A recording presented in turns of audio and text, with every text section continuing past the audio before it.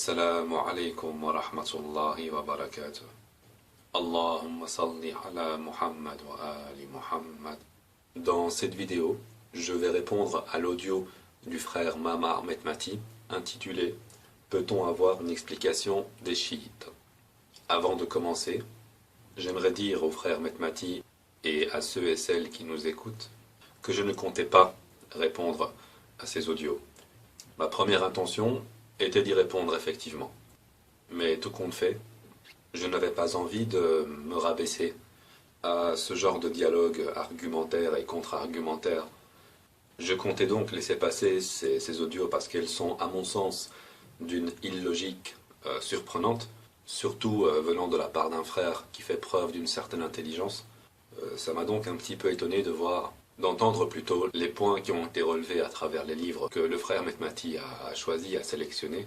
Sélection qui est d'ailleurs, encore une fois, à mon sens, inadéquate. Bon, il peut lire ce qu'il veut. Je ne suis personne pour interdire la lecture aux gens, je ne suis pas en train d'imposer une dictature. Mais choisir des livres qui ne sont pas totalement représentatifs du dogme chiite, ni de par leur fond, ni de par leur forme, mis à part pour Nahj al-Balagha bien sûr. Et ensuite, après bonne réflexion et après avoir vu que le frère Metmati a vraiment insisté sur sa page Facebook pour que les chiites amènent une réponse ou un contre-argumentaire à ces audios, j'ai décidé donc de faire cette vidéo. Ça sera donc ma première et dernière réponse. Voilà, j'ai d'autres projets à côté, je n'ai pas vraiment le temps de m'attarder sur des détails aussi anodins. Bien, nous allons commencer avec le premier livre que le frère Metmati a mis en avant, qui est donc «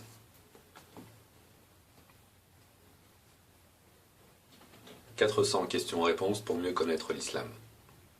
Bien. Déjà, comme vous pouvez le voir, 400 questions-réponses résumées en ceci, ce livre ne peut pas être sérieux. Il y a au total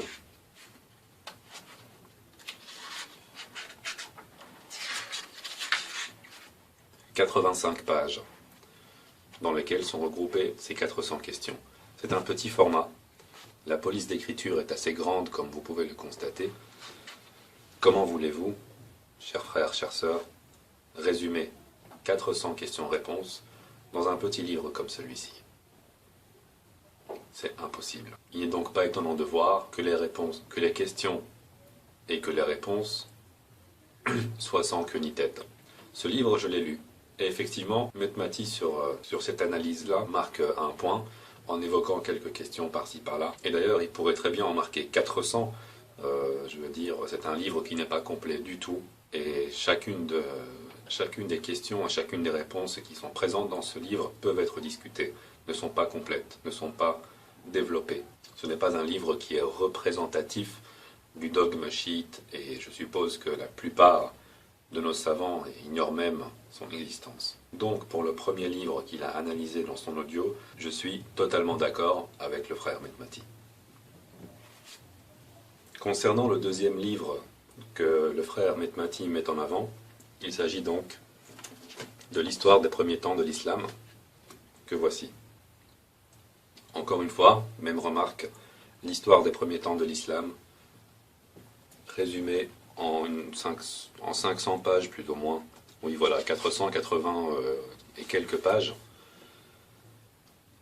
avec une police également qui est assez conséquente, ni trop grande, ni trop petite, mais voilà. Il est clair qu'avec ce livre-là, on ne peut pas résumer toute l'histoire des premiers temps de l'islam. C'est purement et bonnement impossible. À première vue, on se demande donc s'il n'y a pas, et je poserai la question au frère Metmati de manière totalement sincère, honnête et sans vouloir accuser qui que ce soit, je me demande s'il n'y a pas une volonté de généraliser ces bouquins, ces livres, qui ne sont absolument pas précis, de les généraliser donc à tout un dogme et de dire voilà, les chiites pensent cela, les chiites pensent ceci. Une volonté de faire croire à ses auditeurs et auditrices que les erreurs et les contradictions qui, selon le frère Metmati, apparaissent dans ce genre de livres sont totalement significatifs et peuvent remettre en cause la totalité de notre dogme. Donc, si le frère Metmati est sincère dans sa recherche et qu'il veut absolument trouver une faille, des contradictions, des erreurs, des oublis, des fautes de grammaire, des choses comme cela, ce n'est pas dans ce genre de livre qu'il faut se lancer. Ce n'est pas dans ce genre de livre qu'il faut se lancer pour avoir une étude complète de l'histoire des premiers temps de l'islam. Si le frère Mehmeti veut avoir une étude complète de l'histoire des premiers temps de l'islam, je lui conseillerais de commencer par le livre. Je lui conseillerais de commencer par cette œuvre chiite, donc, intitulée Muhammad, sallallahu alayhi wa sallam, messager de Dieu, azza wa jal, écrit par A et H Ben Abdelrahman, de l'édition Dar al-Mahajja al-Baïda, qui est une édition libanaise. Nous voyons tout de suite qu'il s'agit d'un livre beaucoup plus sérieux, étant donné son épaisseur, la petitesse de la police d'écriture. Nous voyons par exemple ici qu'il y a énormément de détails dans ce livre, et surtout le nombre de pages. Ici nous arrivons à voilà, 1066 pages, donc 1000 pages plus ou moins. À titre de comparaison, voilà, voilà,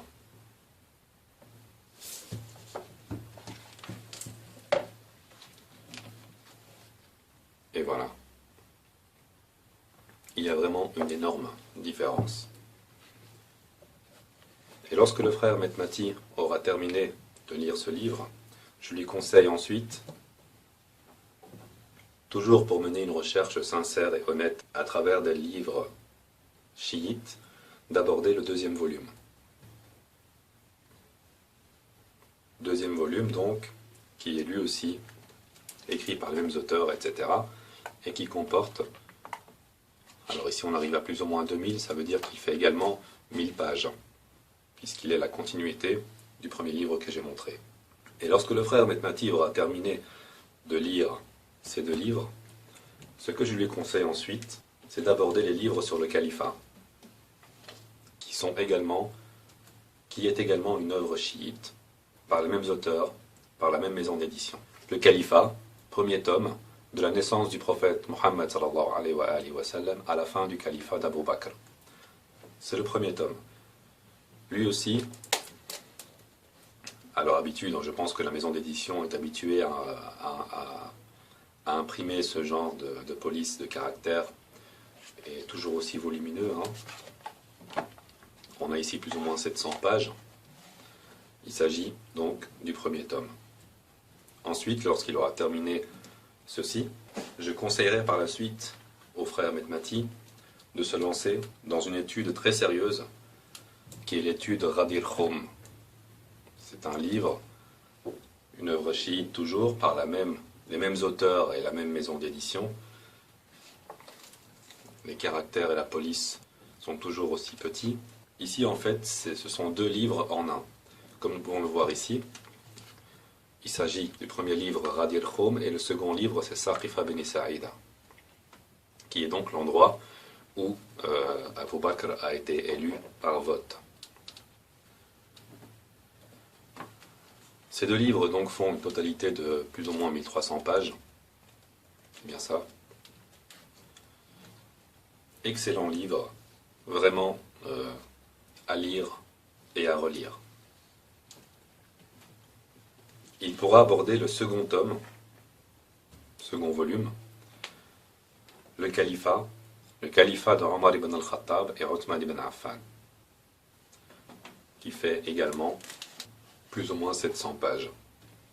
Et lorsque le frère Mehmeti aura terminé de lire ce livre, toujours en vue de mener une recherche sincère et honnête sur la vision chiite de l'histoire des premiers temps de l'islam, je lui conseillerais d'aborder le troisième volume, qui est le califat de l'imam Ali, alayhi salam. La première partie parle, comme mentionné ici, des généralités des principes de son gouvernement. C'est un livre qui lui aussi fait plus ou moins. On commence à 1400 et quelques et on termine à 2100, donc ça fait aussi plus ou moins 700 pages. Et lorsque le frère Mehmeti aura terminé ce livre, je lui conseillerais par la suite d'aborder la deuxième partie, la suite de la première partie, qui n'est pas encore la deuxième partie, mais c'est juste la fin de la première partie. Donc, c'est le même titre, Généralité des principes de son gouvernement. de l'imam Ali alayhi salam. Même nombre de pages, évidemment, comme toujours. Lorsqu'il aura terminé le 4e volume, je lui conseillerai ensuite d'aborder le 5e volume, qui est la deuxième partie du gouvernement ou du califat de l'imam Ali alayhi salam.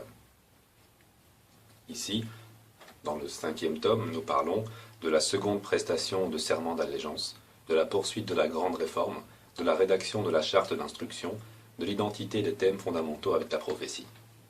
Toujours même auteur, toujours même maison d'édition. Lorsqu'il aura terminé ce 5e tome, par la suite je conseillerais au frère Metmati de se lancer donc dans le 6e tome, la 3e partie du califat de l'imam Ali alayhi salam, face aux fitna, trahison, rébellion, hypocrisie, complot, etc. C'est un tome qui est un petit peu plus petit que les autres, je pense qu'il fait une histoire de 500 pages, il commence à 3700, et il termine à 4400 plus ou moins. Et lorsqu'il aura terminé de lire le 6e volume, je lui conseille aussi de se lancer dans, immédiatement après, le 7e volume, qui est le califat de l'imam Ali alayhi salam, 4e partie, face à la première guerre civile, connue sous le nom de la bataille du chameau. À noter et commenter. Ce volume est très important et très révélateur, évidemment, pour les raisons que nous connaissons tous. Lorsqu'il aura terminé avec le 7e tome, je lui conseillerais de se lancer dans l'analyse du 8e tome, le califat de l'imam Ali, alayhi salam, 5e partie, face à la seconde guerre civile connue sous le nom de bataille de Siffin, à noter et commenter. Également une partie très importante de l'histoire des premiers temps de l'islam. Et lorsqu'il aura terminé avec le 8e tome, le 8e volume, je lui conseillerais ensuite de se lancer dans le 9e volume.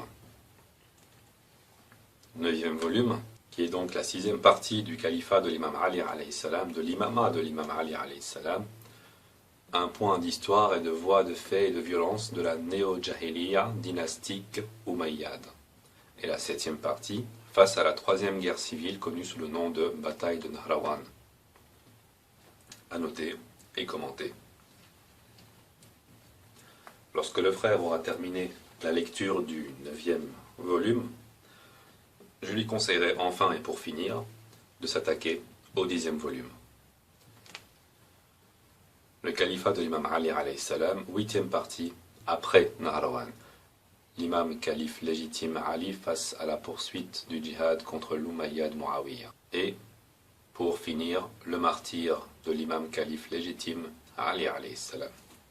Donc voilà, nous avons ici 10 tomes du califat, qui est une œuvre de 14 volumes, mais je ne vais pas parler des autres parce qu'elles ne sont pas représentées dans le livre que met en avant le frère Metmati, c'est-à-dire l'histoire des premiers temps de l'islam, traduit de l'anglais et édité par le docteur Abbas Ahmad al-Bustani, rahimahullah, qui nous a quittés il y a quelques mois. J'aimerais juste être clair sur une chose. Les 10 premiers volumes que je viens de montrer font plus ou moins chacun 700 pages, ce qui fait déjà 7000 pages à analyser. Plus l'histoire de Muhammad sallallahu alayhi wa alayhi. Donc les 2 premiers livres que j'ai montrés, les livres bleus, qui font plus ou moins 1000 pages chacun. Ça fait donc 9000 pages en tout déjà.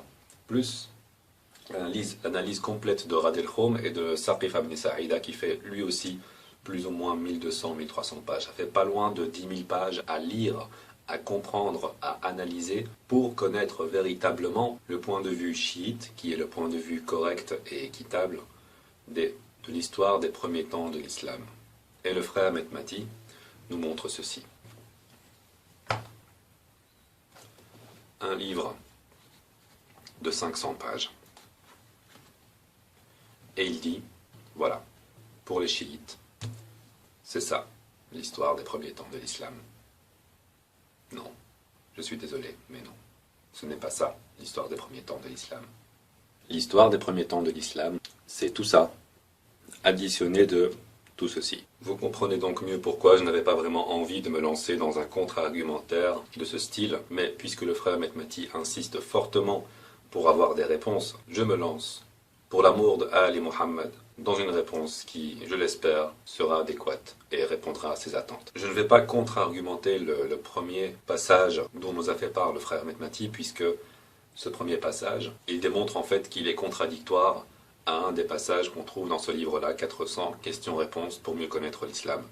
Et comme je l'avais dit, ce livre-là est un livre totalement inadéquat, inadapté. Il est normal qu'il ne faut pas le prendre en considération. Donc ce premier point ne sera évidemment pas pris en considération. Donc la contre-argumentation va se baser essentiellement à partir du deuxième passage que le frère Metmati nous lit. Ce deuxième passage se trouve donc à la page numéro 242. Le passage est effectivement le suivant. Le troisième exemple est un abus de confiance et une divulgation de secrets dont s'était rendu coupable Hafsa vis-à-vis du prophète sallallahu alayhi wa sallam. Celui-ci avait l'habitude de présager les événements et de relater les troubles qui interviendraient après sa mort. Un jour, il dit à Hafsa que ce serait une bonne nouvelle pour elle de savoir qu'après sa mort, c'est Abu Bakr qui assumerait le califat et qu'après la mort de celui-ci, c'est son père Omar qui lui succéderait. Hafsa sursauta à cette prédiction, mais elle retint vite son émotion. Le prophète lui interdit formellement de divulguer le secret. On va s'arrêter là car ici, le passage qui nous intéresse est celui-ci. Un jour, il dit, donc le prophète sallallahu alayhi wa sallam, dit à Hafsa que ce serait une bonne nouvelle pour elle de savoir qu'après sa mort, c'est Abu Bakr qui assumerait le califat et qu'après la mort de celui-ci, c'est son père Omar qui lui succéderait. Voilà le passage sur lequel le frère Metmati se pose des questions. Et là, à mon grand étonnement, il y a déformation des propos. Je ne sais pas si c'est volontaire ou si c'est involontaire de la part du frère Metmati, mais voilà ce qu'il en est. Le frère Metmati dit ceci. Donc il nous dit que ce serait une bonne nouvelle. Et il lui dit de ne pas le dire. Donc j'aimerais comprendre comment se fait-il que s'il s'agissait d'une usurpation de la califat, avec toutes les conséquences qu'on connaît, et que les chiites reprennent constamment, comment l'auteur peut dire que le prophète a dit à Hafsa que ce serait une bonne nouvelle,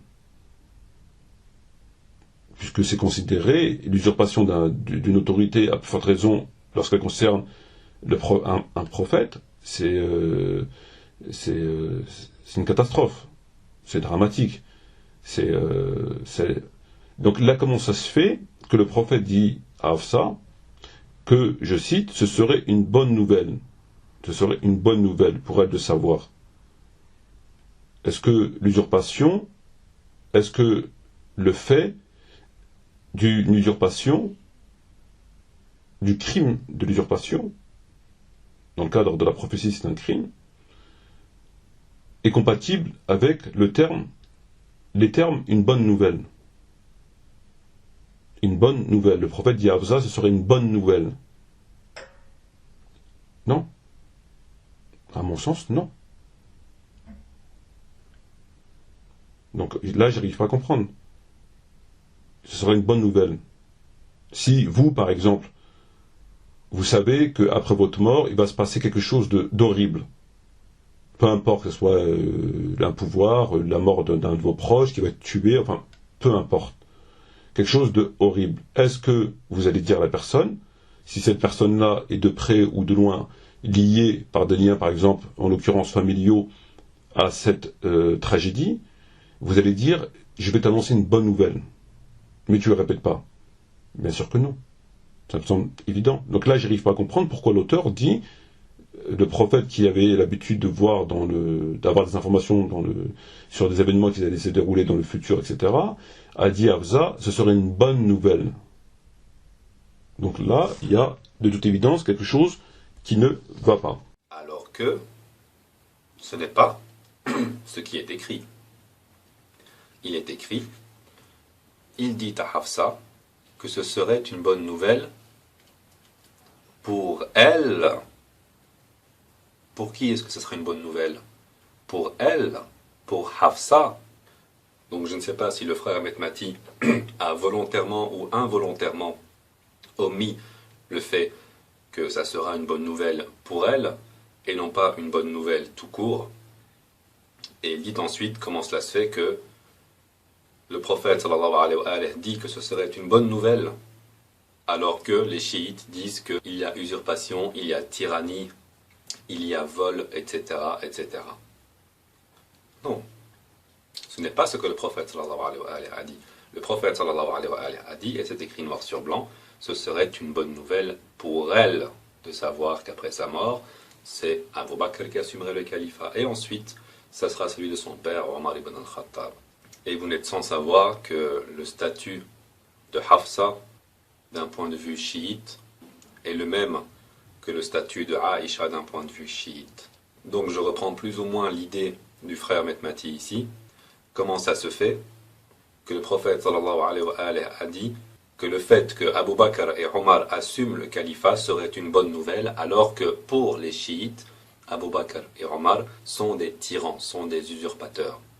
Et je réponds, dans la même sphère, dans la même idéologie, la fille d'un tyran qui est elle-même tyran, qui vient d'apprendre que son père allait accéder au pouvoir, ne peut être qu'une bonne nouvelle pour elle, pour la fille du tyran, qui est elle-même tyran, qui est elle-même une usurpatrice. Et ça, le frère Metmati, apparemment, il l'oublie, comme vous pouvez l'entendre. Bien, le deuxième passage se trouve à la page numéro 300, juste là. Abu Bakr était un généalogiste versé dans la recherche de l'ascendance des Arabes, et plus particulièrement de celle des Quraysh. Ibn Asakir, citant Al-Miqdad, note, etc., qu'Abu Bakr était connu aussi bien comme un grand insulteur que comme un grand généalogiste. Abu Bakr avait pris goût au commerce des vêtements. Le lendemain matin de la prestation de serment d'allégeance qui lui avait été faite, il se leva et se dirigea vers le marché avec quelques manteaux sur le bras. Omar lui demanda « Où vas-tu » ?« Au marché, répondit-il. Omar dit « Est-ce que tu fais cela même après avoir été chargé de gouverner les musulmans ?»« Et comment donc ma famille sera-t-elle nourrie » répliqua-t-il. Omar dit « Viens, Abu Ubaïda va t'approvisionner. » Et ils allèrent chez Abu Ubaïda, le trésorier du Bayt al-Mal, au trésor public. On lui octroya 2000 dirhams, mais il dit « Augmentez la somme, car j'ai une famille, et vous m'avez employé dans un autre travail que le mien. » On lui donna alors un supplément de 500 dirhams. Et ici, la question de Metmati est la suivante. Si Abu Bakr est décrit par les chiites comme étant un usurpateur, un tyran, un mécréant, etc., etc., comment est-ce qu'on peut harmoniser cette description avec le travail honnête qu'on voit ici, qui est donc d'aller vendre ses propres vêtements pour pouvoir nourrir sa famille. Et ensuite, le frère Metmati dit, un tyran, s'il est tyran, la première chose qui devrait lui venir à l'esprit une fois monté au pouvoir, c'est d'aller voler dans la caisse. On voit donc ici qu'Abu Bakr a l'intention d'aller d'abord vendre ses vêtements pour en tirer profit et pouvoir nourrir sa famille, mais que Omar l'interpelle et lui dit « Écoute, ne t'inquiète pas pour ça, maintenant tu es calife, on va aller voir mon ami Abu Ubaïda, qui est probablement le responsable du trésor public, et il te donnera de quoi nourrir ta famille. » D'abord, on donne 2000 dirhams à Abu Bakr, mais Abu Bakr ressent le besoin d'augmenter cette somme à 2500 dirhams. Alors, combien valait plus ou moins 2000 dirhams à l'époque? Qu'est-ce que ça pouvait acheter? Nous allons faire un retour à la page 111 de cet ouvrage.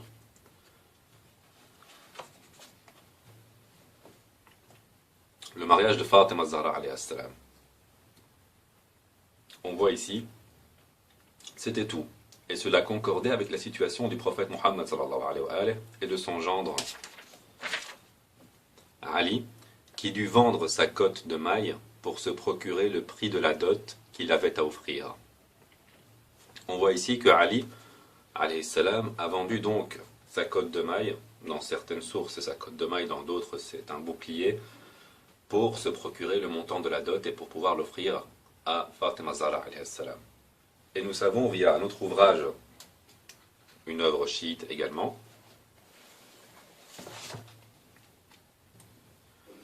ici, qui est l'œuvre « Oui, nous t'avons accordé l'abondance », Fatima Zahra alayhi salam, toujours le même auteur et la même maison d'édition que j'ai montré tout à l'heure, à la page numéro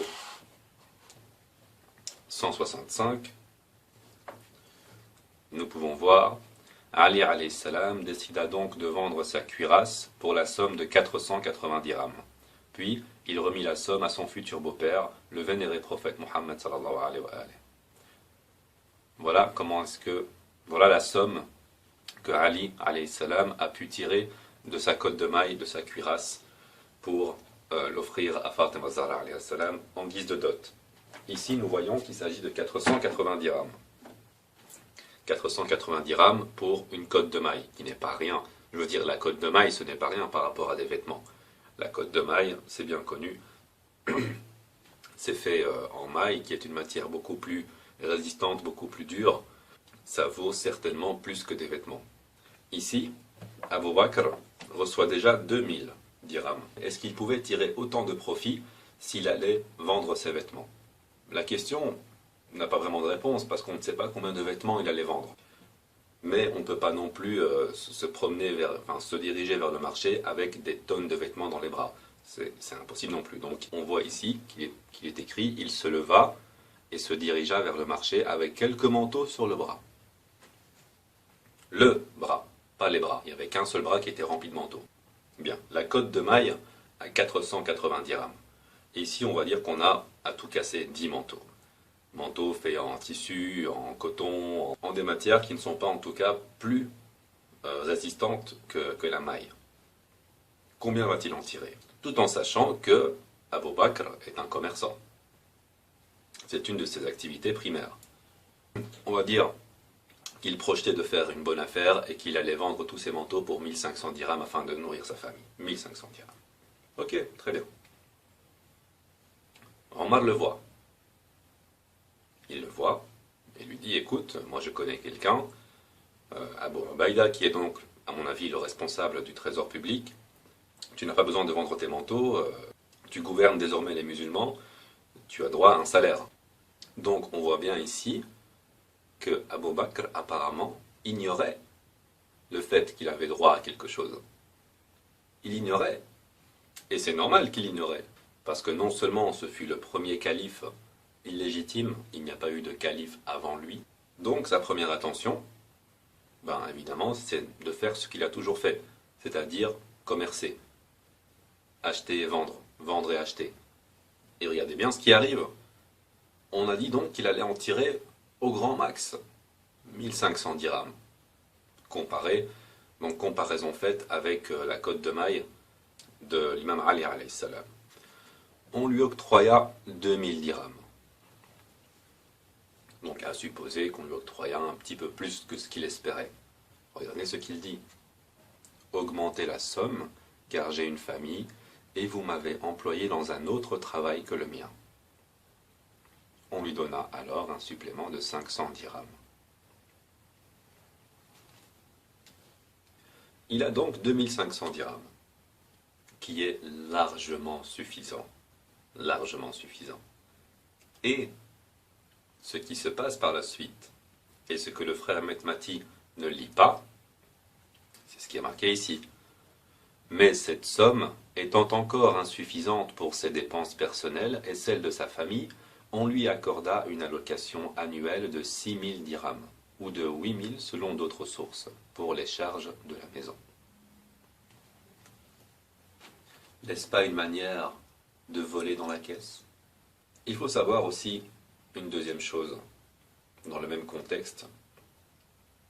Nous, chiites, considérons Abu Bakr comme une personne qui est plus tendre que Omar ibn al-Khattab, moins nerveuse, moins vicieuse. Et c'est plutôt Omar ibn al-Khattab qui parvenait à semer des graines diaboliques dans les pensées d'Abu Bakr. Et ces graines ne tardaient pas à grandir, à bourgeonner, à fleurir, jusqu'à ce que cette idée malsaine à la base se développe en quelque chose de beaucoup plus grave. Cette influence forte qu'avait Omar ibn al-Khattab sur Abu Bakr, nous la voyons non seulement ici, mais c'est aussi confirmé dans le livre que j'ai montré tout à l'heure, le califat, le premier tome de la naissance du prophète Mohammed sallallahu alayhi wa alayhi, à la fin du califat d'Abu Bakr, à la page numéro 570. Nous pouvons lire ceci. L'influence du compagnon Omar sur son ami Abu Bakr fut une véritable mainmise sur la conscience du premier calife, au point où Omar parvint à dissuader le calife de remettre à Khalid ibn Saïd le commandement de l'armée du nouveau régime ordonné de se mettre en marche vers Damas, et de faire nommer à sa place Yazid ibn Abi Sufyan. Lorsque Khalid ibn Saïd vint à Médine et qu'il apprit le choix militaire du calife Abu Bakr, il refusa momentanément de lui prêter serment d'allégeance. Bien évidemment, le compagnon Omar connaissait parfaitement l'influence de sa mainmise sur la conscience de son ami Abu Bakr, et il en usait et abusait, au point où, par exemple, Omar prit la décision de diviser en 2 moitiés égales les propriétés de Mu'adh ibn Jabal, et d'en réserver une au bénéfice du trésor public. Il appliqua la même mesure à ses gouverneurs lorsqu'il fut calife, trésor public dans lequel de nombreuses mains puisaient, sans en rendre compte à personne. À vrai dire, le calife Abu Bakr ne pouvait décider de rien sans consulter son ami Omar et obtenir son consentement, ce qui explique la démarche du premier calife auprès du jeune commandant Oussama, lorsqu'il lui demanda d'exempter Omar de son incorporation dans les rangs de l'armée régulière islamique, dont le départ en campagne avait été ordonné du vivant de sa sainteté, le messager de Dieu, sallallahu alayhi wa alayhi. La raison avancée à l'époque par le premier calife ayant été celle de l'aide indispensable de Omar dans l'administration des affaires musulmanes. Nous voyons donc là, effectivement, d'après d'autres sources chiites qui relatent la même période, donc l'histoire des premiers temps de l'islam, mais de manière beaucoup plus détaillée et beaucoup plus intellectuelle que le livre qui nous est présenté ici. Donc, oui, ce n'est pas vraiment Abu Bakr le problème, c'est plus Omar qui vient lui souffler à l'oreille des choses qui mûrissent rapidement dans les pensées de Abu Bakr qui, à la base, est quelqu'un de beaucoup plus naïf que Omar ibn al-Khattab. Ce qui est important ici également et que le frère Ahmed Mati ne souligne pas, donc Abu Bakr dit « Augmentez la somme, car j'ai une famille et vous m'avez employé dans un autre travail que le mien. » Ce qui veut dire, à la base, moi je ne devais pas être calife, à la base je ne suis qu'un commerçant, mais vous m'avez employé en tant que calife, alors maintenant il faut augmenter la somme. Si nous lisons donc entre les lignes, ici, Abu Bakr avoue lui-même que le califat a été octroyé, lui a été octroyé par vote, c'est vous qui m'avez employé dans un autre travail que le mien, pas par ordre prophétique, ni par ordre divin. Et d'ailleurs, ce n'est pas Abu Bakr qui s'est autoproclamé calife, c'est Omar ibn al-Khattab qui a pris sa main et qui lui a prêté serment d'allégeance. En second lieu, et certains de mes frères et mes sœurs savent pourquoi je dis en second lieu et non pas en premier. Nous savons tous qui a prêté serment d'allégeance à Abu Bakr en premier lieu. Abu Bakr s'est donc retrouvé dans cette situation un peu malgré lui. Ce n'était pas voulu. La confirmation est ici. Augmentez la somme car j'ai une famille et vous m'avez employé dans un autre travail que le mien. Vous m'avez donné le statut de califat, mais moi c'est pas ça que je fais à la base. Moi je suis commerçant. Alors maintenant payez-moi. Et je le répète encore, le pire dans tout cela, et le frère Mehmeti ne le lit pas malheureusement, cette somme était encore insuffisante, et donc on arriva à octroyer 6000 dirhams à Abu Bakr, pour les charges de la maison, pour ses dépenses personnelles, etc. Il est encore allé réclamer 3500 dirhams de plus, alors qu'une cotte de maille coûte plus ou moins 480 dirhams. Donc en quelque sorte, pour ainsi dire, c'est plutôt Omar qui tyrannise Abu Bakr. N'oublions pas qu'après l'usurpation de la terre de Fadak, et nous allons y venir dans quelques instants, Inch'Allah, Abu Bakr avait la volonté de remettre cette terre à Fatima Zahra alayhi salam. Il le voulait, mais encore une fois, il a croisé Omar ibn al-Khattab sur son chemin, qui l'en a dissuadé. C'était un lavage de cerveau constant. Omar lavait le cerveau de Abu Bakr petit à petit, petit à petit. Et lorsque ce dernier voulait revenir à la raison, Omar était toujours là, pour lui dire non, reste comme tu es, c'est bien comme ça. Et nous venons de voir un exemple dans le premier tome du livre Le Califat. Donc, lorsque le frère Mehmeti parle de l'impossibilité d'harmoniser ces deux éléments et d'incohérence, il n'y a pas vraiment d'incohérence ici. Il n'y en a même pas du tout. N'oublions pas que le frère Metmati omet de mentionner cette partie-là qui est super importante afin de comprendre que Abu Bakr fait ses premiers pas dans le banditisme. Petit à petit, il découvre les avantages, les failles, les avantages que peuvent lui procurer son statut de calife, et il comprend rapidement qu'il peut devenir très riche. Et grâce à qui est-ce qu'il le comprend? Grâce à Omar ibn al-Khattab. Bien, le passage suivant que le frère Metmati met en avant est le passage qu'on peut trouver à la page numéro 303. Je ne vais pas relire ce passage, mais en tout cas, le frère Metmati dit ce qui suit. On nous dit que Fatima, alayhi salam, elle a réclamé son héritage à Abu Bakr. C'est vrai. Tout à fait. Jusque-là, tout va bien. Que Abu Bakr lui a refusé. C'est vrai, jusque-là, tout va bien. Et qu'ensuite, elle lui a plus parlé, et elle est morte comme ça. Et il n'a pas pu assister à son enterrement. Jusque-là, tout va bien, c'est vrai. Alors moi, j'ai une question à poser.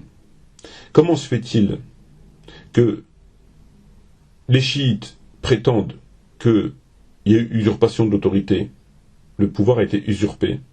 Comment se fait-il que si le pouvoir a été usurpé, Fatima alayhi salam va réclamer son héritage? Est-ce que le fait que le pouvoir a été usurpé dans des conditions telles que sont avancées, telles que les avancent les chiites, n'était pas en soi une raison suffisante pour ne plus aller auprès d'Abu Bakr, entre guillemets, le tyran qui a usurpé le pouvoir, etc. J'arrive pas à concevoir que la femme du prophète, la fille du prophète, mais n'importe quelle femme ou homme, qui a subi une injustice de la part d'un tyran, d'une violence extrême, qui a été spolié, va tout bonnement lui réclamer une part d'héritage concernant un bien matériel. Pour moi, ça va pas. Je sais pas. Moi, je vous pose la question à vous. Quelqu'un, par exemple, qui vient commettre un crime vous concernant, un crime horrible. Un crime horrible. Est-ce que ensuite vous allez le voir pour lui réclamer un bien d'ordre secondaire, bien évidemment? Moi, je peux pas avoir cette personne. J'ai face à moi un tyran. Il n'y a rien à discuter. Il a usurpé, c'est rompu. Et je ne peux pas me permettre d'aller, entre guillemets, me rabaisser pour réclamer un bien. Ça n'a pas de sens. Puisque j'ai affaire à un tyran. Donc je ne vais pas réclamer un bien à quelqu'un qui a fait qui, eux, comme ils le disent, un mécréant, etc. Pour lui réclamer un bien. Puisqu'il m'a fait un mal. Voilà, un mal d'une violence. Donc je ne veux pas aller lui réclamer un bien. Ça me semble logique. La question est donc, si Abu Bakr est considéré du point de vue chiite comme un usurpateur, un tyran et tout ce qui s'ensuit, pourquoi est-ce que Fatima Zahra alayhi salam, en sachant cela, va tout de même réclamer son bien? En d'autres termes, pourquoi aller réclamer un bien à une personne qui, et vous le savez déjà à l'avance, par son caractère, par son statut, ne va pas vous le remettre? Et le frère Metmati ne comprend pas pourquoi est-ce que n'importe quel homme ou femme au monde qui a subi une injustice de la part d'un tyran ou d'un bandit aille malgré cela réclamer la récupération d'un dû, d'un bien. Et j'ai envie de répondre sur quel élément est-ce que le frère Metmati se base pour affirmer avec certitude qu'il n'est pas logique d'aller réclamer un bien à quelqu'un qui nous l'a pris, à quelqu'un qui nous l'a volé, à quelqu'un qui est défini comme étant usurpateur, comme étant tyran, à quelqu'un dont nous savons pertinemment qu'il ne va pas nous remettre ce bien. Il dit qu'il n'y a pas de logique à cela. Et pourtant,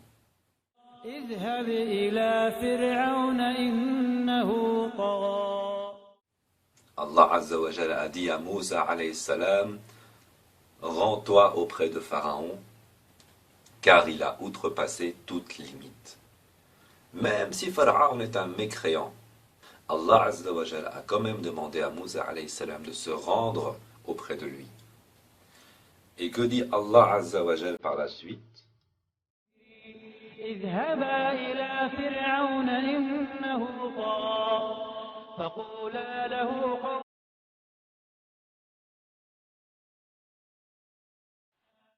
Parlez-lui gentiment. Peut-être se rappellera-t-il ou me craindra-t-il.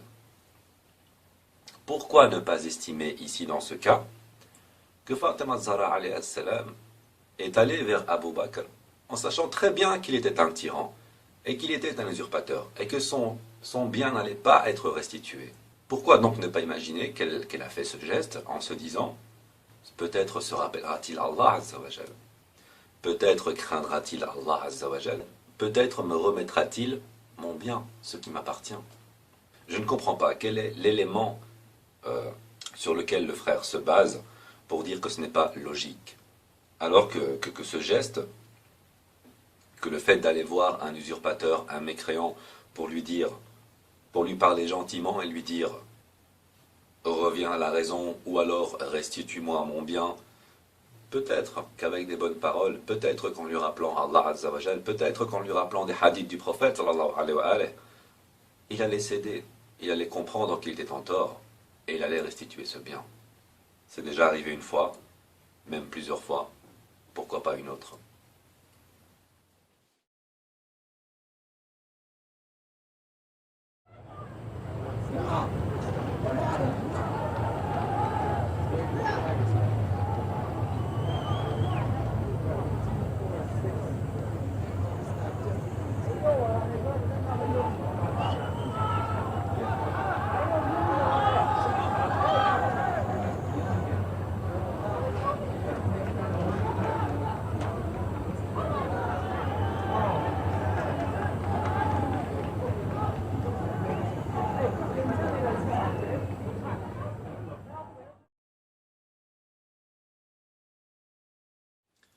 Deuxièmement, par rapport à ce même passage, je dirais aux frères Mehmati que nous n'avons pas le droit de contester un élément coranique ou un élément prophétique comme ça, juste parce que ça ne correspond pas à notre vécu, à notre vision des choses, à notre logique. On ne peut pas. Et si cette dernière phrase que je viens de dire semble familière aux frères Mehmati, c'est tout à fait normal. Il l'a dit lui-même. Rappelez-vous, c'était le 23 juin 2013, l'audio Omar et le mythe de la Qibla, 18 minutes 40. On n'a pas le droit de contester un élément coranique ou un élément prophétique comme ça, juste parce qu'on estime que, selon notre vécu, selon la conception de la vie qu'on a sur tel et tel sujet. Ensuite, le frère Mehmati dit que Fatima Zahra alayhi salam, en allant réclamer son bien à Abu Bakr, manifeste indirectement une espèce de considération envers ce dernier. Cela est totalement erroné. Moussa alayhi salam ne s'est pas rabaissé en allant vers Pharaon.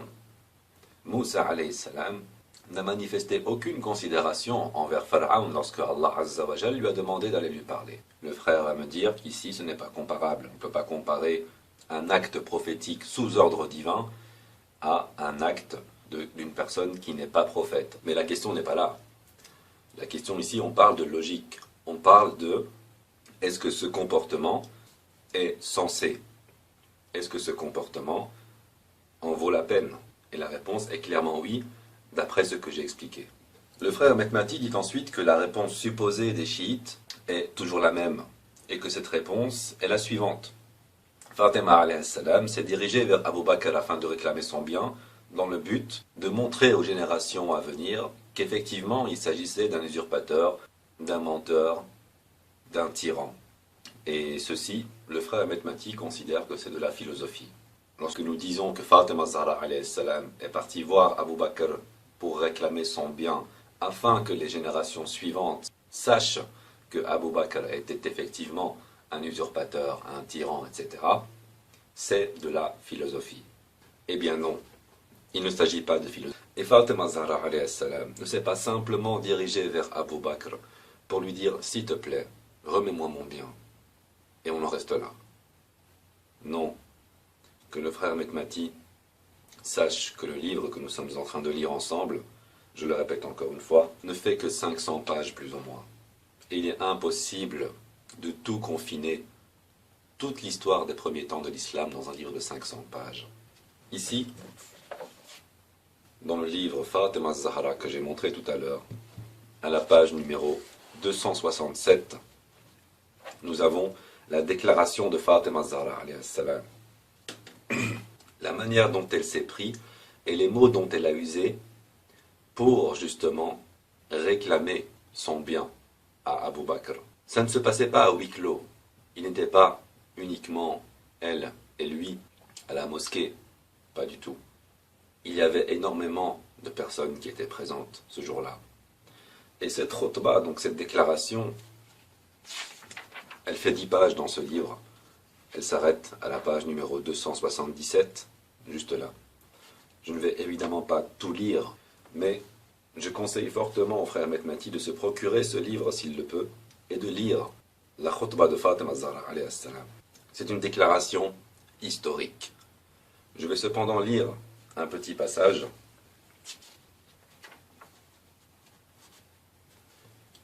Donc c'est Fatima az-Zahra alayhi salam qui parle. Elle a fini de déclarer tout ce qu'elle avait à déclarer. Voilà. J'ai dit tout ce que j'avais à vous dire, en parfaite connaissance de la situation présente, de votre refus de soutenir mon bon droit et de l'ampleur de votre trahison installée dans les sentiments de vos cœurs. Il était nécessaire que vous soyez informés du sentiment de la fille du prophète, sallallahu alayhi wa alayhi, de son besoin de faire éclater l'origine de sa douleur, de libérer sa poitrine, et de son devoir de révéler à la postérité des preuves et des arguments sur l'injustice installée dès le décès du prophète. Il ne s'agit donc pas de philosophie, mais c'est la réelle raison pour laquelle Fatima az-Zahra alayhi salam est partie voir Abu Bakr, entre autres, puisqu'il y a énormément de personnes qui sont présentes, et elle s'est adressée à chaque clan présent. Et je vais lire ce qui est important.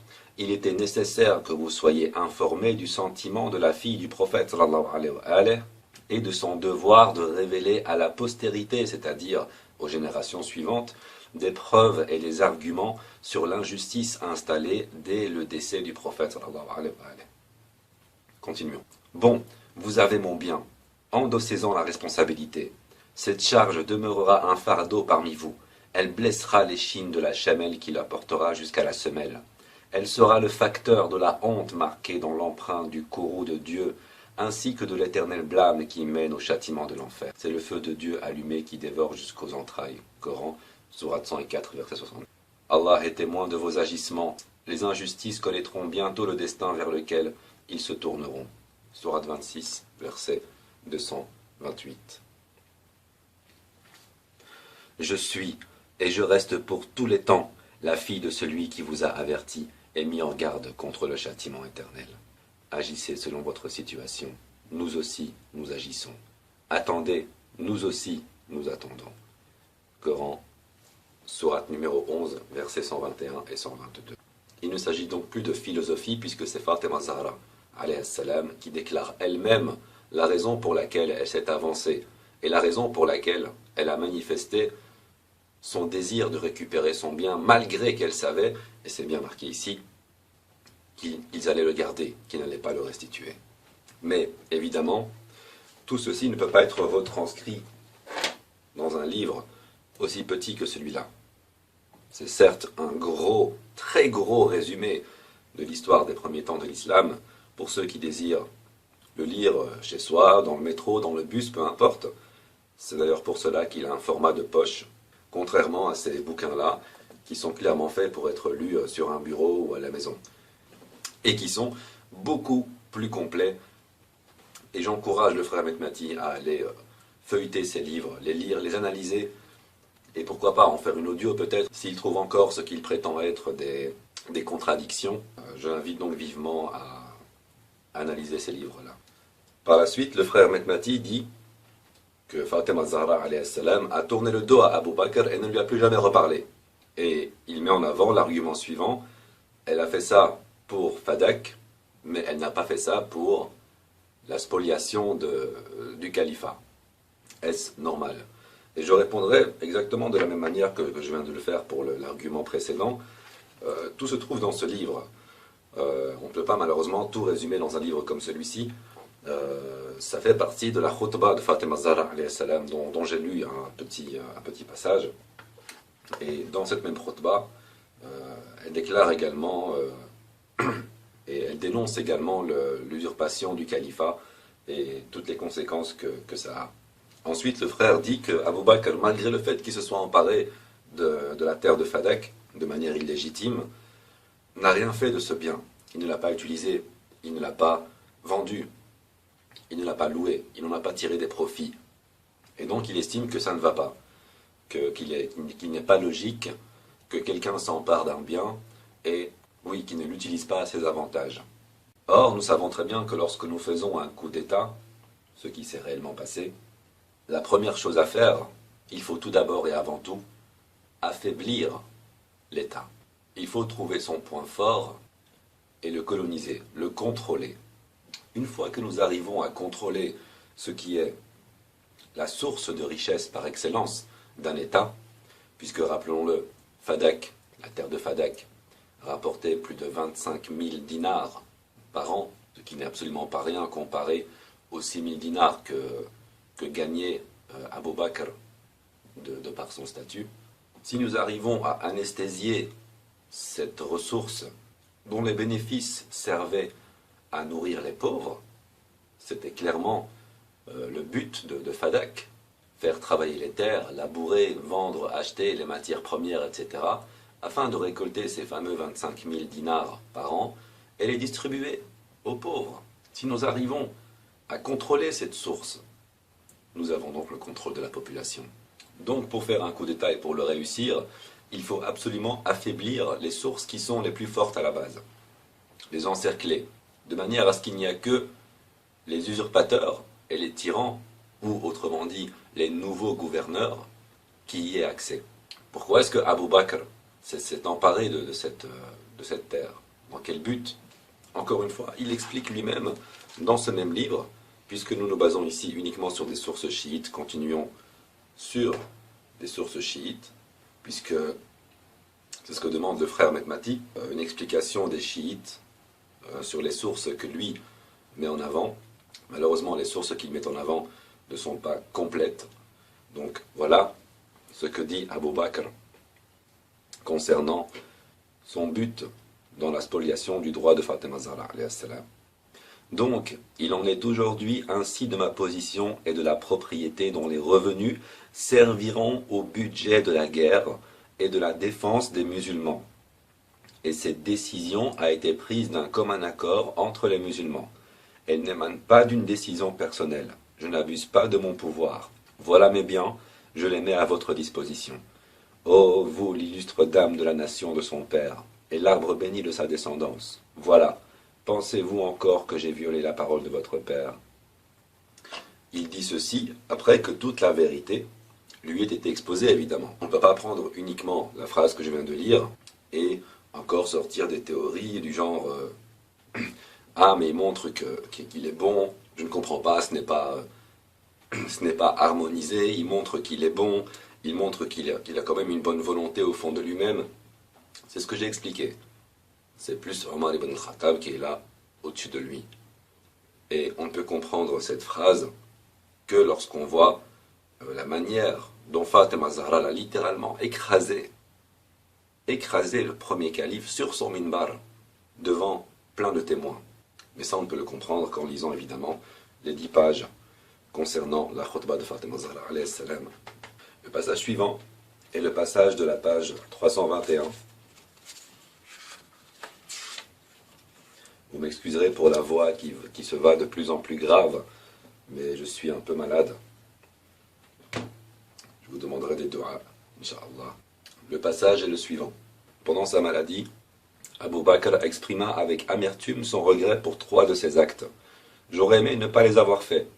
Ce sont 1. La rafle dans la maison de Fatima, malgré la conspiration dont il dit avoir été l'objet dans cette affaire. Le fait d'avoir brûlé vivant Fuja'a al-Salmi, il dit à ce propos que cet homme aurait dû être soit relâché, soit passé par le sabre, mais non pas brûlé. Le fait d'avoir épargné la rebelle Ash'at, à qui il maria par la suite la sœur Farwa. Cet homme, dit-il, avançait toujours dans la bassesse. Al-Nisa'i, citant Aslam, écrit que Omar entendit Abu Bakr lâcher ces mots. C'est cela qui m'avait amené à ce à quoi je suis arrivé. Quelque temps avant sa mort, Abu Bakr avait demandé quel jour le prophète est-il mort, et on lui avait répondu qu'il était mort un lundi. Ensuite, il est dit Abu Bakr mourut à l'âge de 63 ans, le mardi 22 Jamad Thaniya, le premier 13 Hégire, soit le 22 août 634 après Jésus-Christ, après avoir gouverné pendant 2 ans, 3 mois et 10 jours. Sa femme Asma bint Umays, aidée de son fils Abdurrahman, lui fit son dernier bain. Omar lut les prières en recitant At-Takbir 4 fois. Une tombe fut creusée pour lui, à côté de celle du prophète, et la niche de sa tombe touchait celle du messager de Dieu, sallallahu alayhi wa alayhi. Il fut enterré en ayant la tête posée au niveau de l'épaule du prophète, sallallahu alayhi wa alayhi. Le frère Ahmed Mati dit que ce n'est plus possible, car étant donné que l'auteur met ceci dans son livre, c'est qu'il y croit. Il dit que c'est un livre chiite, et donc que nous, chiites, prenons ce livre en considération. Que si c'était un livre sunnite, non, on ne prend pas. Si c'était le Bukhari, non, on ne prend pas.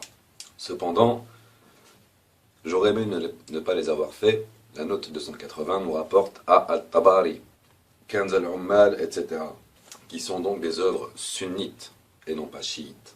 Ce n'est pas parce qu'un auteur chiite met des sources sunnites dans son livre que ça veut forcément dire qu'il les accepte. Nous avons ici le livre Al-Muraja'at, les révisions, une discussion entre un sayyid chiite et un cheikh sunnite, où le sayyid chiite ne fait qu'avancer des preuves sunnites. Et pourtant son discours reste, il n'y croit pas, mais malgré ça, il est bien obligé de mettre en avant des sources sunnites pour que justement les sunnites acceptent ces faits. Donc ici, le docteur Boustani, dans le désir sans doute de faire accepter son ouvrage plus facilement à tous les publics, aussi bien sunnites que chiites, a fait en sorte de mettre des éléments qu'on peut trouver dans les livres sunnites. Cela ne veut, comme je l'ai dit, pas forcément dire qu'il les accepte. Et la question que le frère Makmati pose, c'est comment ça se fait que dans cette liste de regrets qui sont émis par Abu Bakr, d'après évidemment Tabari et Kanz al-Ummal, comment ça se fait qu'il n'a pas regretté l'usurpation du califat. Et il utilise ceci comme un argument pour solidifier l'idée et la pensée selon laquelle le califat n'a pas été usurpé en fait. Mais il oublie probablement qu'il s'agit de sources sunnites. Il ne s'agit pas de sources chiites. C'est déjà une première chose. Deuxièmement, même si cette même narration, exactement la même, existe ou existait dans les sources chiites, et j'ignore si elle existe, mais même si elle existait, est-ce que vous pensez que ça serait intelligent de la part d'Abu Bakr d'assumer que le califat était une usurpation? Après tout ce qu'il a vécu avec Omar ibn al-Khattab, en sachant très bien que Omar ibn al-Khattab va le succéder, puisqu'il a désigné comme son successeur, est-ce que vous ne pensez pas que dire que tout ceci faisait l'objet d'une usurpation, d'une manigance, serait comme dire tout ce que j'ai fait durant tout mon califat, c'est du zéro, c'est rien. Oui, c'est vrai, j'ai usurpé. Et donc, par conséquent, je vous ai menti, je vous ai volé. Et là maintenant, avec tout ce que je suis en train de vous avouer, je vais désigner Omar ibn al-Khattab, qui, pour moi, est celui qui mérite d'être le calife, après moi, comme mon successeur et comme votre maître, désormais. Oui, mais il vient de dire que c'est un menteur. Il vient de dire que c'est quelqu'un qui a usurpé le califat, etc. Plus personne ne va le croire. Plus personne ne va le croire. Personne ne prêtera serment d'allégeance à Omar ibn al-Khattab. Personne. Il a donc fait la preuve d'intelligence vicieuse. Il n'a pas regretté, d'après Tabari évidemment, comme nous le montre ce livre, l'usurpation du califat.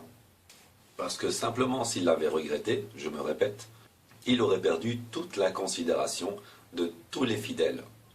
On va me dire, on s'en fout, il est en train de mourir. Ok, très bien, mais n'oubliez pas que c'est lui qui va désigner son successeur. Et que ça aussi, cette désignation peut être perçue comme une erreur. un mensonge, une usurpation, une tromperie, c'était dans son intérêt, et dans l'intérêt de sa fille, qui est encore en vie, et du bon fonctionnement politique, géopolitique et sociopolitique instauré de force par ses califes, qu'il n'a pas assumé, qu'il n'a pas avoué que le califat a été usurpé, tout simplement. Je ne vois pas ce qu'il y a de...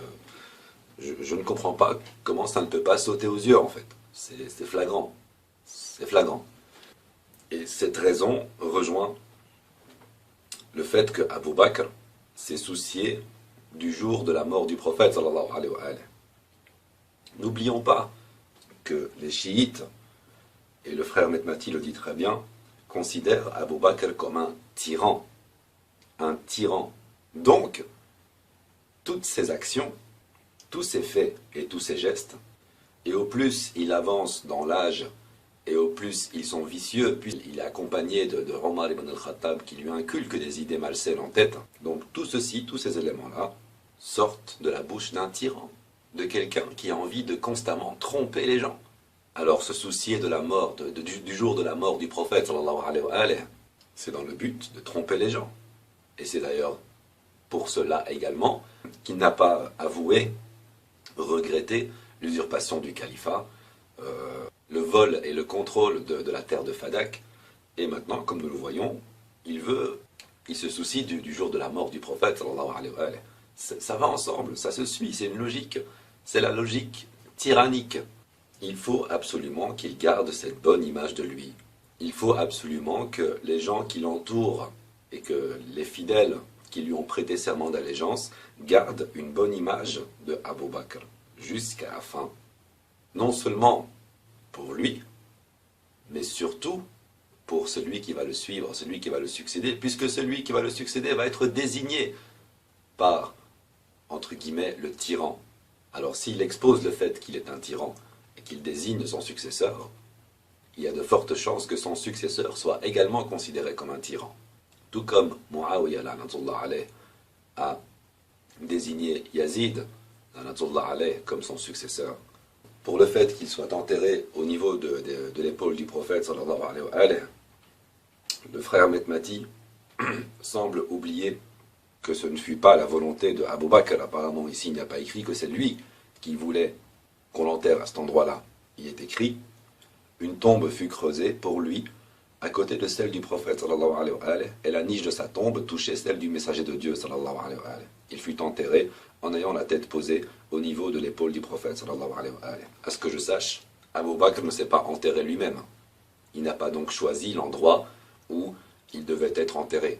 En tout cas ici l'auteur ne le relate pas. Donc là il s'agit certainement, volontairement ou involontairement, d'un élément qui est rajouté par le frère Metmati, qui peut laisser croire aux auditeurs et auditrices que ce fut le désir de Abu Bakr. Même si c'était son désir, même s'il avait écrit ou s'il l'avait dit, ça n'enlève rien à son caractère tyrannique. Ça ne fait d'ailleurs que le confirmer. Après tout ce qu'il a fait, et je ferai une vidéo, Inch'Allah, sur les turpitudes de Abu Bakr, basée sur des sources sunnites évidemment. Après tout ce qu'il a fait, qui peut le considérer comme quelqu'un de droit? Qui peut encore demander que l'agrément d'Allah Azza wa Jal descende sur cet homme?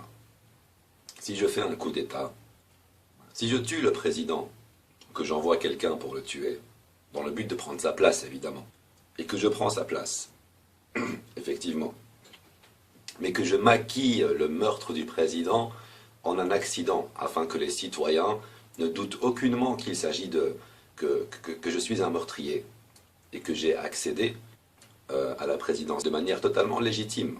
Il est évident que pour garder cette image d'homme droit, pieux, vertueux, correct, il faut que je montre mon amour par rapport à notre ancien président, que j'ai moi-même tué. Il faut que je fasse comprendre aux citoyens que ce président représentait beaucoup pour moi. Pourquoi? Pourquoi? Simplement afin d'écarter les soupçons. Simplement afin d'écarter toute volonté de me nuire, afin d'écarter un retournement, une révolution. Il est donc évident qu'à ma mort, sachant très bien que moi-même je vais désigner un successeur, un autre président. Imaginons qu'ici on ne parle pas de vote ni quoi que ce soit, c'est la désignation. En sachant très bien que je vais désigner quelqu'un qui est encore pire que moi, mais que le peuple, les citoyens ne doivent pas le savoir. Ils ne doivent pas savoir qu'il est pire que moi. Et cela relève de mon autorité de choisir un successeur. D'accord? Il est évident que je dois garder mon image jusqu'au bout. Cette image d'homme sincère, droit, pieux, vertueux, je dois la garder jusqu'au bout. Même sur mon lit de mort et même après ma mort, en faisant croire aux gens que le président précédent, je le respectais, je l'aimais. Et je l'aimais tellement que je veux être enterré à côté de lui, afin de donner du crédit à mon prochain successeur qui continuera mon œuvre de l'usurpation, de l'acquisition des biens qui ne sont pas les miens, du profit, de la richesse, de l'expansion territoriale, de l'expansion non pas religieuse, mais politique. Voilà mon but en tant que tyran. C'est totalement évident. Et pour terminer, le frère Mehmati nous montre la page 340 concernant les innovations de Omar ibn al-Khattab. Omar fut le premier à adopter l'usage du fouet. Le frère Mehmati reconnaît totalement cette déclaration, mais il dit c'est pas si grave, c'est rien. Pour lui, ce n'est qu'une petite innovation. Alors Fatima Zahra alayhi salam, qui va réclamer de plein droit son bien usurpé, volé par Abu Bakr et Omar, c'est grave, c'est se rabaisser, c'est limite pencher vers du matérialisme. Mais innover, les innovations de Omar ibn al-Khattab ne sont pas si graves que ça. Ce n'est rien, on peut laisser passer. Il fut le premier à rassembler les gens pour prier sur le mort avec 4 takbir seulement. Omar fut le premier à interdire le mut'a, le mariage à durée limitée. Omar fut le premier à instituer les tarawih du mois de Ramadan. Et Omar fut le premier à se donner le titre de commandeur des croyants. Toutes ces innovations, pour le frère Mehmati, elles ne sont pas graves, à l'exception de 2.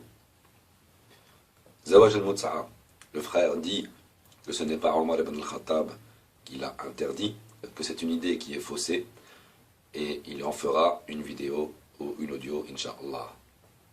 Et Tarawih, l'institution de Tarawih, le frère Mehmati est totalement d'accord avec cela. C'est une innovation instaurée par Omar ibn al-Khattab. Ce qui est étrange ici, et j'aimerais avoir une réponse par rapport à cela du frère Mehmati s'il le veut bien, c'est qu'il est apparent qu'il ne fait pas le lien.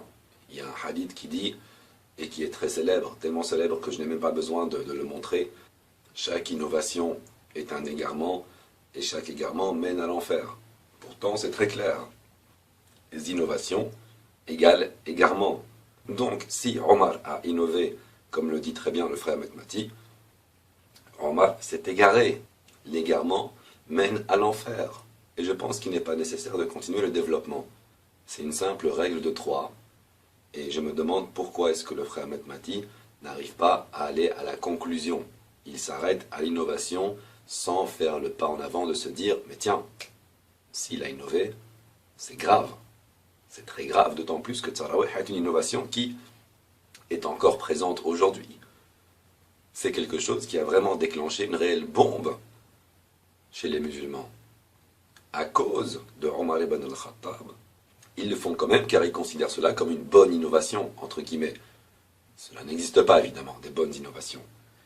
Et pourtant, les compagnons qui ont innové après la mort du prophète, sallallahu alayhi wa alayhi, direction l'enfer, direction le feu, comme nous le montre le Sahih de Muslim, tome numéro 5 au hadith numéro 5978. Le messager d'Allah sallallahu alayhi wa alayhi a dit « Je serai votre devancier au bassin, je me battrai pour certains, puis je serai dominé. Je m'exclamerai alors « Ô Seigneur, mes compagnons !» Et on répondra « Tu ne sais pas ce qu'ils ont innové après toi. » Les compagnons qui ont innové en enfer. Il n'y a pas cherché à comprendre.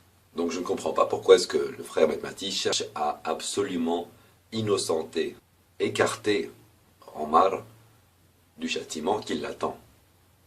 Et ce n'est là qu'un seul élément parmi tant d'autres. Le Tarawih, ce n'est qu'un petit élément parmi tant d'autres.